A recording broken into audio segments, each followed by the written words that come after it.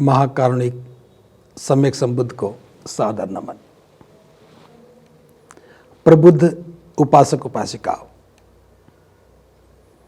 बाबा साहब डॉक्टर अंबेडकर ने कहा है, मैं किसी भी समाज की प्रगति इस बात से मापता हूं कि उस समाज में महिलाओं की स्थिति कैसी है। यह बाबा साहब ने कहा और हमारे लिए ये एक मापदंड है। आज विश्व महिला दिवस है। इस विश्व महिला दिवस के उपलक्ष्य में हमारा दायित्व बनता है कि हम इस विषय पर चर्चा करें और वर्तमान में महिलाओं की स्थिति कैसी है, उनकी प्रगति कैसी है, उन्होंने कितनी प्रगति की है और क्या वो बातें हैं जिसके लिए हमें आज काम करना चाहिए। तो इस विषय पर मैं चर्चा कर रहा हूं कि आज़ादी से पूर्व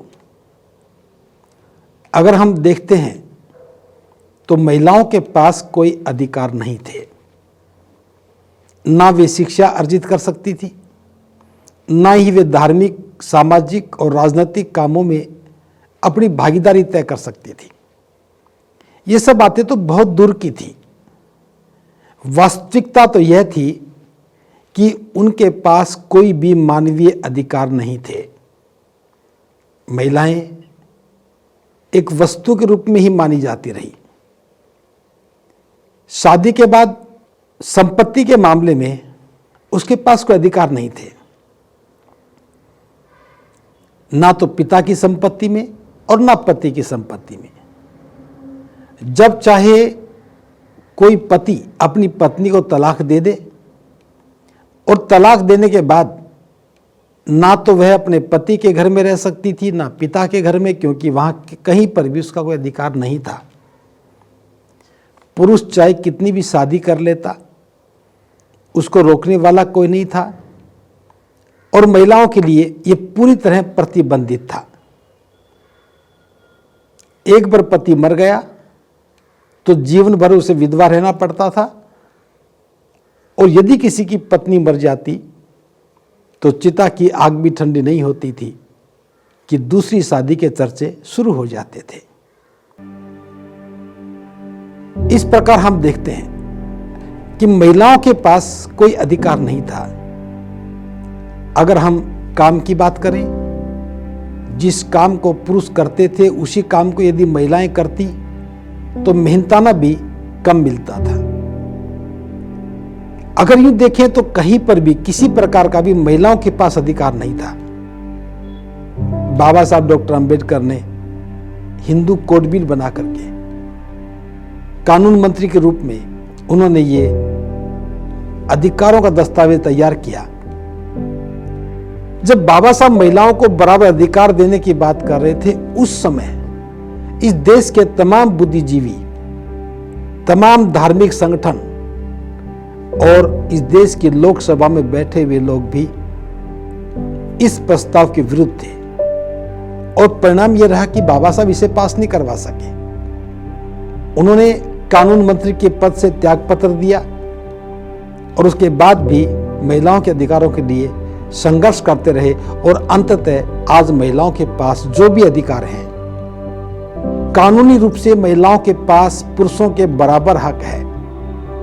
चाहे शिक्षा की बात हो, चाहे शासन और प्रशासन में नौकरी करने की बात हो, या फिर सांसद विधायक बनकर के देश की राजनीतिक सत्ता में अपनी भागीदारी की बात हो। आजादी के बाद महिलाओं का सफर बहुत सुंदर रहा। भारत के संविधान ने उन्हें एक अवसर दिया। बाबा साहब की सोच ने उन्हें आगे बढ़ने का मार्ग प्रशस्त किया और हम देख रहे हैं कि प्रगति के मामले में महिलाओं ने अच्छी तरक्की की है। लेकिन ये सभी महिलाओं ने नहीं की।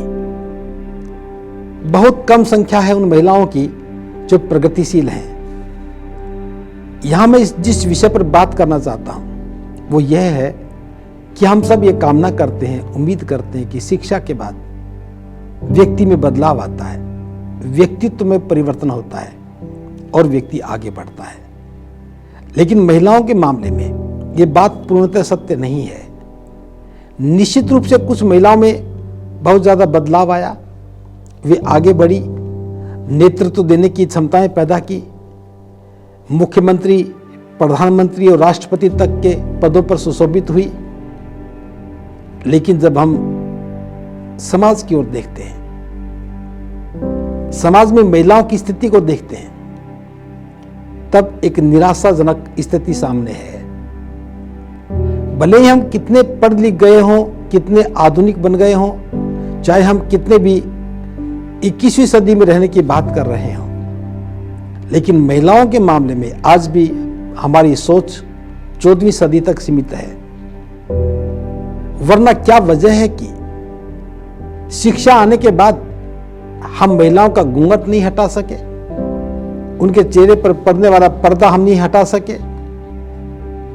आज भी भले देश का संविधान उन्हें समानता का हक दे रहा है, लेकिन सामाजिक रूप से, धार्मिक रूप से हम इसे स्वीकार नहीं कर पाए हैं। अपने ही परिवार में, अपने ही घर में महिला और पुरुष के बीच में बहुत बड़ा भेद है। महिला और पुरुष के बीच में समानता की कोई बात नहीं है।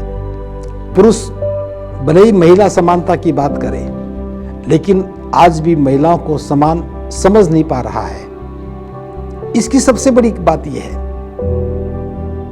कि यह विषय केवल पुरुषों तक सीमित नहीं है।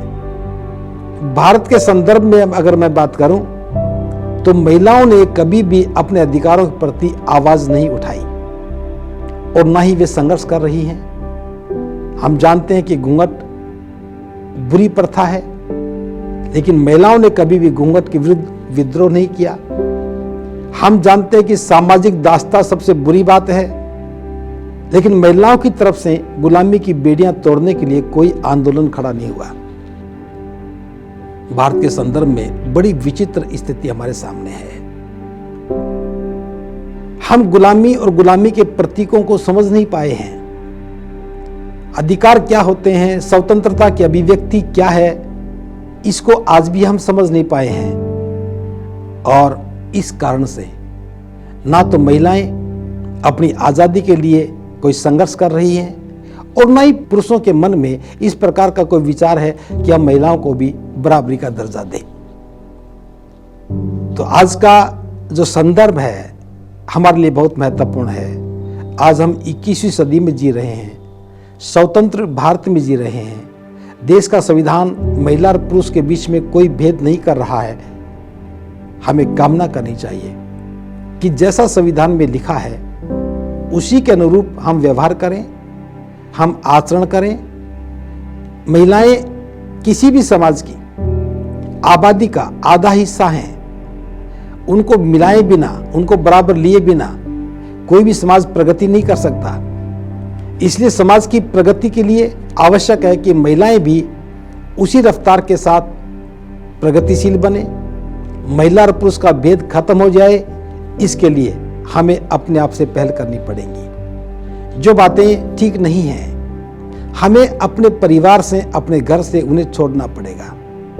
महिलाओं को आज़ादी का एहसास हो, महिलाओं को समानता बंधुता की बात का पता चले, महिलाओं की स्वतंत्र अभिव्यक्ति हो। इसके लिए हमें उन्हें प्रशिक्षित करना पड़ेगा, उन्हें समझाना पड़ेगा और उन्हें रास्ता उपलब्ध करवाना पड़ेगा। मैं समझता हूँ बहुत लंबा दौर बीता है महिलाओं की गुलामी के रूप में। न जाने कितने शोषण हुए, कितनी बार उन पर अत्याचार हुए, जुल्म हुए। भारत के इतिहास में तो ये बड़ी भयावह स्थिति है। भारत के इतिहास में देखते हैं तो महिलाओं पर बहुत जुल्म हुआ है, लेकिन अब वो दौर जा चुका है। अब एक नया दौर आ रहा है। बाबा साहब डॉक्टर अंबेडकर की वजह से भारत का संविधान महिलाओं को उनके जीने के तौर तरीके को बदलाव के लिए स्वतंत्रता दे रहा है, अभिव्यक्ति की आज़ादी दे रहा है, शासन के उच्च पदों पर जाने की आज़ादी दे रहा है, समान वेतन, समान अधिकार, पिता की संपत्ति में अधिकार, पति की संपत्ति में अधिकार, ये सब चीज़ें भारत के संविधान की वजह से हुई। लेकिन अफसोस इस बात का है, महिलाओं को इस बात का पता ही नहीं कि उनके उद्धारकर्ता कौन है, किनके प्रयासों से उन्हें अधिकार मिले। और जानकारी के अभाव में आज महिलाएं बाबा साहब के प्रति धन्यवादी नहीं हैं, और बाबा साहब के प्रति धन्यवादी नहीं होने के कारण वो जान ही नहीं पा रही हैं कि उन्हें और आगे क्या करना चाहिए था। हमारा प्रयास होना चाहिए कि हम समाज में इन बातों को बताएं कि बाबा साहब ने कितना संघर्ष करके ये सब अधिकार दिलवाए हैं, और बाबा साहब का जीवन तो महिलाओं को ही समर्पित था, उनकी आज़ादी के लिए, उनकी अभिव्यक्ति के लिए, उन्हें स्वतंत्र करने के लिए।